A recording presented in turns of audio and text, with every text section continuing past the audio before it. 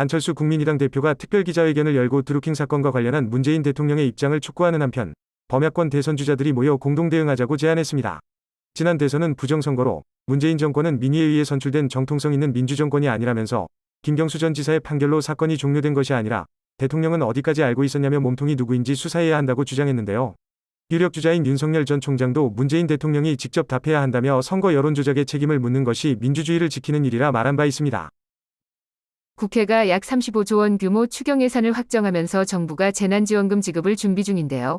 코로나19 확산세의 시기가 8월 말에야 가능할 것이라는 말이 나오고 있습니다. 재난지원금은 전국민 88%에게 1인당 25만 원씩, 단 공시지가 15억 이상 부동산 소유 시 제외될 수 있을 것으로 보입니다. 그 외에도 최대 2천만 원의 소상공인 지원금과 신용카드 3% 초과 금액에 대한 10%를 환급하는 신용카드 캐시백이 시행될 예정입니다. 모더나의 코로나 백신 50대 접종 계획이 또 변경됐는데 모더나 백신 접종 예정이라 통보했던 대상들 중 일부에게 화이자 백신으로 변경하였다고 재통보한 것입니다.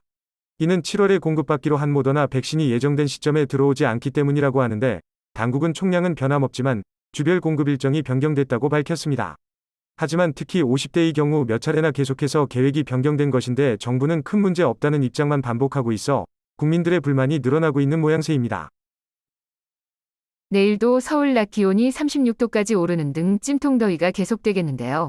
기상청은 밤낮으로 열기가 축적되고 있고 낮 동안 강한 햇볕이 내리쬐면서 낮 기온이 크게 오르겠다며 온열 질환 등 건강관리에 유의해달라 당부했습니다.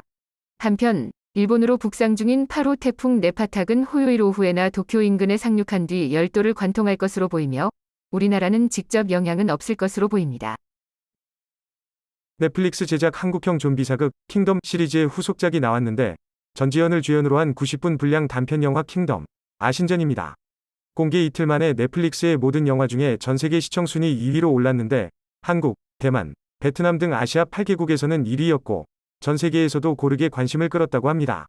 보통 드라마 시리즈의 경우 시즌2에서 인기가 줄며 종영한 작품이 많은데 킹덤이 아신전을 통해 시즌3 제작에 성공할 수 있을지 주목되고 있습니다. 코로나19 델타 변이가 확산하는 호주에서 비상사태로 봉쇄령을 내렸는데 이에 항의하는 대규모 시위가 곳곳에서 벌어져 참가자 일부가 체포되었습니다. 마스크도 하지 않은 수천 명의 시위대가 거리로 나와 자유와 진실 등의 구호를 외치고 또 몇몇은 주의회 의사당 주변에 불을 지르기도 했다고 하는데요. 경찰은 평화적인 집회 권리를 지지하지만 이번 시위는 보건당국 방침을 위반했다고 밝혔습니다.